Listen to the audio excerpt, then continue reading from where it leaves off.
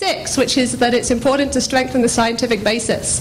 I was taken aback, perhaps that's the best phrase to use, to hear some of the data presented by our excellent keynote last evening when she presented two data points. The first one being that animal agriculture contributes 51% of global greenhouse gases, which, as far as I know and have heard, has absolutely no basis in science.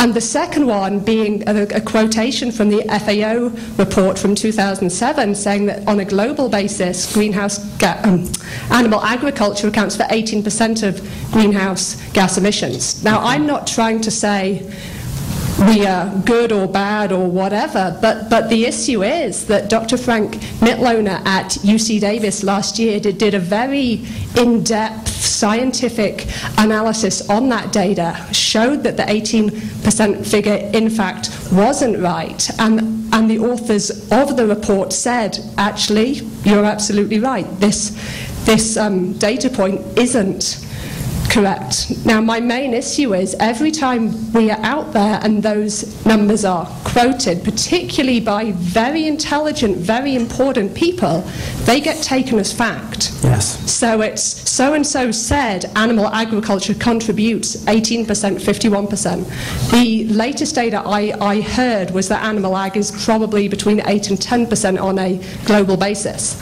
I'm not saying that shouldn't be 7 or 6 or 5, but my main concern was this is going to be picked up by a lot of people as yet another fact against the global beef industry, which, as it is, we have enough of that and we don't need any more of that leveled against us. Thank you very much, Just a comment. Judith. Thank you. And as we go to the next question, I just want to emphasize, I think, what the core message of that is that the science that we bring into this conversation, if we don't find that to be mutually credible, it will not be a meaningful place to start this conversation. And so we need to take great care in how we bring in science and how we establish its credibility and how we use that to drive a healthy and constructive conversation. So thank you very much for that point. Hello, Jürgen Holt with World Wildlife Fund in Mexico, in Chihuahua, in the border with the U.S. I think yesterday we had a great day in presenting the rationale as to why it makes sense to prepare for a world that is going to double soon. We heard great economic indicators, thank you, same about the social side and importance of ranching on the social side and in all the chain of production. I wished, however, we had heard more about the biodiversity side, the third leg on that triad we have been talking about. This is especially so because I think we have done an abysmal job in communicating. On the one hand, we know that good ranching makes great sense in terms of biodiversity. We have not been able to convey that to society, to the NGO community, and to the academic community, and to the general public. And we didn't hear it yesterday here. And there is good evidence that it makes sense, especially in a case where at the ranch level, you can see how much it benefits biodiversity, how much it makes sense economically and socially, but yet at an ecosystem level, the information doesn't go along that path, in that for the last 50 years, grassland birds and grassland birds in arid areas have been steadily declining.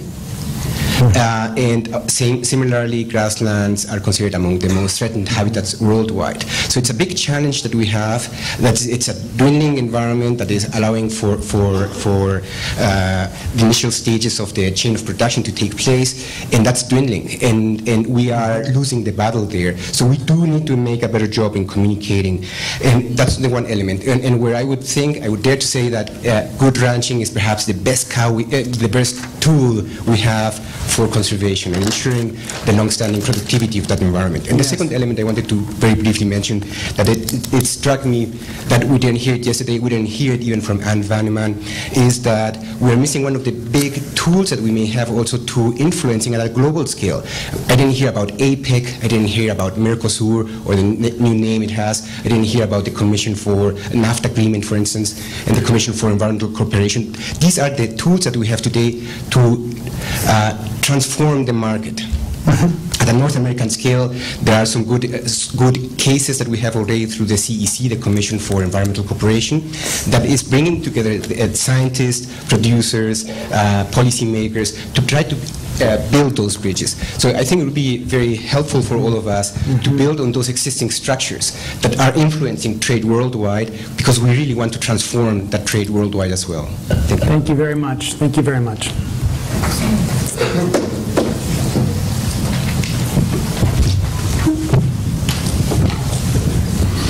Roger Katie, Elanco Animal Health. I'd like to talk about bullet point number 5 there for a minute, intensification of production.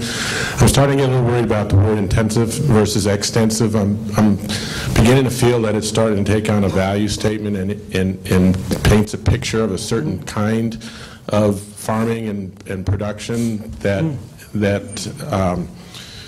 may or may not be true. And I think the word that's missing up there is increased productivity.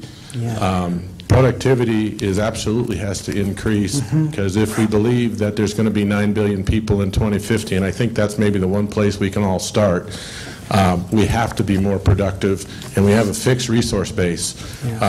When you have a fixed resource base, which is the denominator, and you've got a numerator that's expanding, you have to become more productive. So just comment about the wording and understanding what we really need to get done in order to feed those 9 billion people. Thank you. Very well received, and I think an excellent point. Thank you.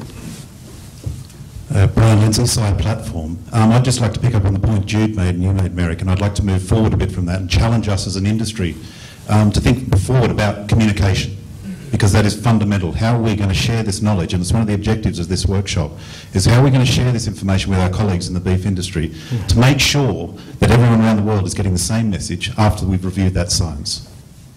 Terrific. Thank you so much. Other thoughts, reflections, friendly amendments to core takeaways from yesterday? Okay, why don't we push forward then? Thank you very much, Pat and Alex.